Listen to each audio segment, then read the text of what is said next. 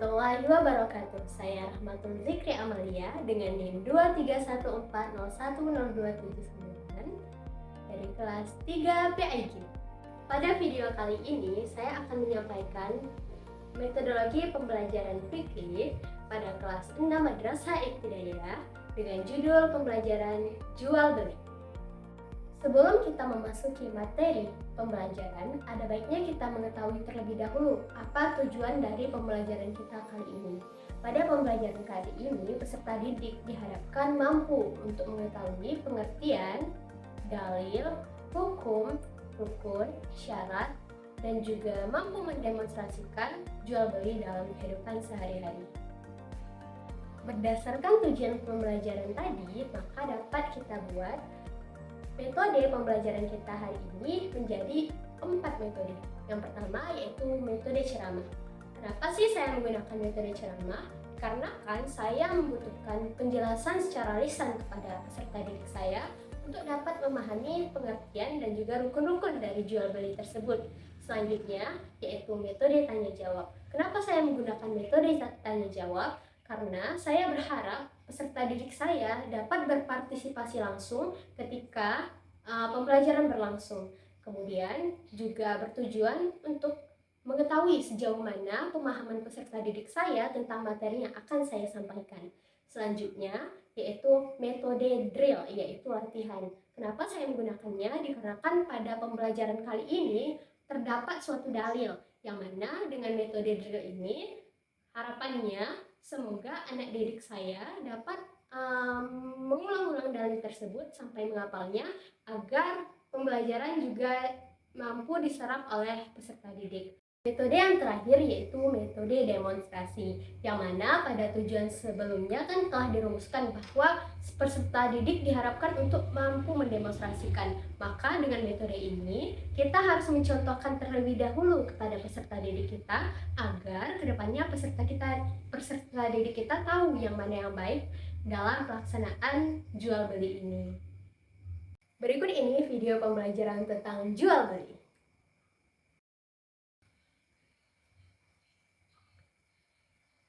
Assalamualaikum anak-anak. Waalaikumsalam, Bu. Bagaimana kabarnya semua? Alhamdulillah baik, Bu. Alhamdulillah. Baik anak-anak semua, sebelum kita memulai pembelajaran kita pada hari ini, marilah sama-sama kita berdoa. Berdoa dimulai. Bismillahirrahmanirrahim. Raditu billahi rabba wa bil islami dina wa bi Muhammadin nabiyyan wa rasula. Rabbi zidni ilma warzuqni fahma wa amalan salihah. Amin. Baik, sekarang kita absensi terlebih dahulu ya. Baik, kita mulai ya absensinya. Anissa Rahmadani. Hadir, Bu. Dewi Afriani Putri. Hadir, Bu. Ira Kurnia Putri. Hadir, Bu. Siti Sakinatul Aulia. Hadir, Bu. Fitri Aini. Hadir, Bu. Anak-anak, sebelum kita memasuki materi pembelajaran pada hari ini, Ibu mau bertanya nih. Kira-kira nanti ketika lonceng berbunyi, menandakan istirahat, terus kita ke kantin, itu kita ngapain ya? Beli jajan, Bu. Ya beli jajan. Terus kalau mama pergi ke pasar pagi-pagi itu ngapain ya? Beli sayur. Ya, jadi inti dari kegiatan tersebut adalah membeli ya. Jual beli inilah yang akan menjadi pembelajaran kita pada hari ini. Secara bahasa, jual beli artinya pertukaran atau saling tukar menukar. Sedangkan secara istilah fikih, jual beli adalah menukar sesuatu barang dengan barang lain, atau bisa kita sederhanakan dengan menukarkan uang kita dengan barang yang kita inginkan. Materi kita selanjutnya yaitu macam-macam jual beli. Jadi, anak-anak ibu semua tahu tidak apa saja macam-macam jual beli? Tidak, Bu. Apa tuh, Bu? Nah, baik, akan ibu jelaskan ya. Ternyata jual beli itu ada banyak macamnya. Yang pertama, jual beli barter, yaitu pertukaran barang dengan barang. Misal, ibu punya 2 pulpen, tapi ibu tidak punya Tipex.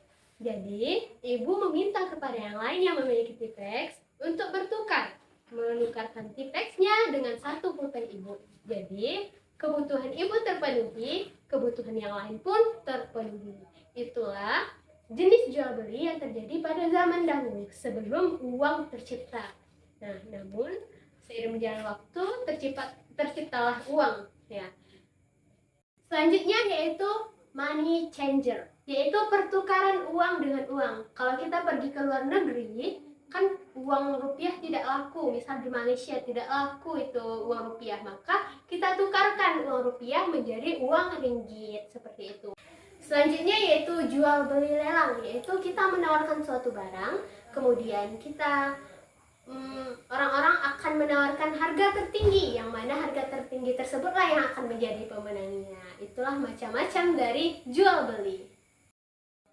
Selanjutnya yaitu hukum jual beli. Anak-anak ibu tahu tidak apa hukum jual beli? Tidak, Bu. Ya, ibu jelaskan ya. Kalau jual beli itu pada dasarnya adalah boleh atau mubah. Allah telah menghalalkan jual beli bila sesuai dengan syariat Islam.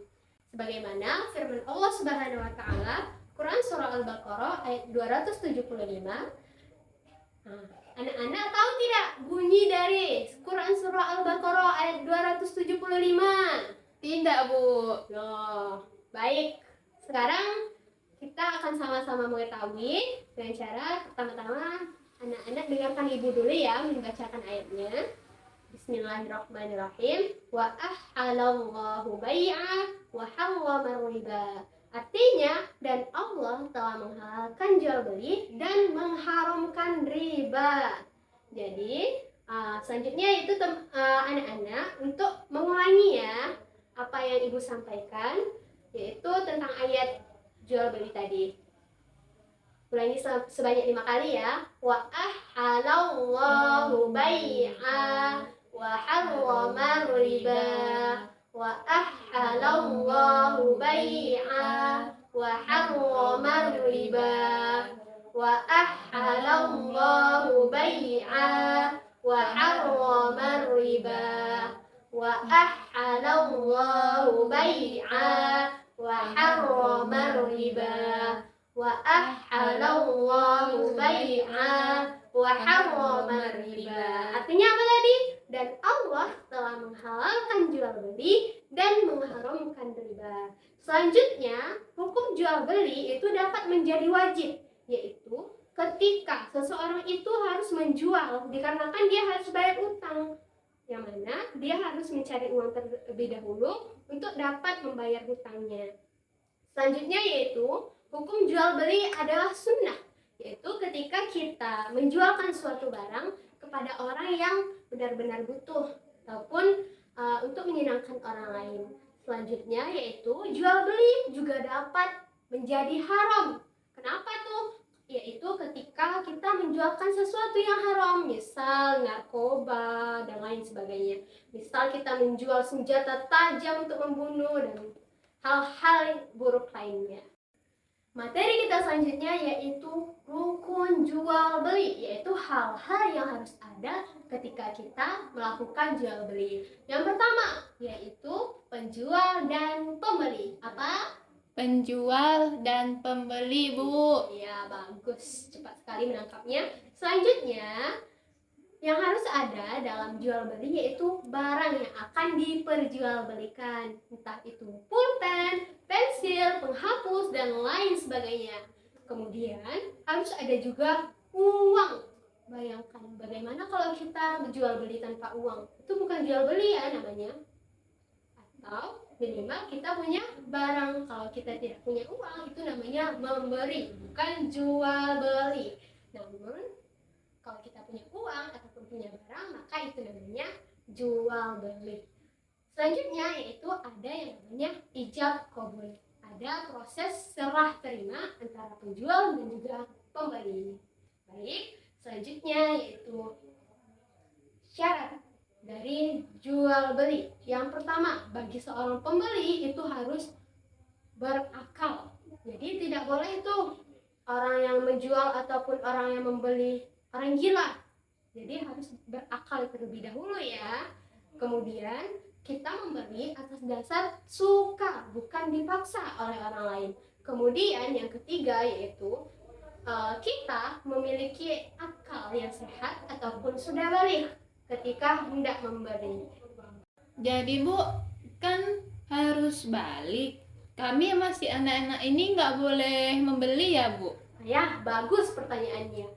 Namun ternyata dikecualikan kepada anak-anak, ternyata anak-anak boleh loh untuk membeli dengan syarat yang dibeli itu adalah hal-hal yang kecil. Seperti apa? Seperti permen, ciki, dan mainan kecil lainnya. Jadi ketika kita hendak membeli yang kecil boleh.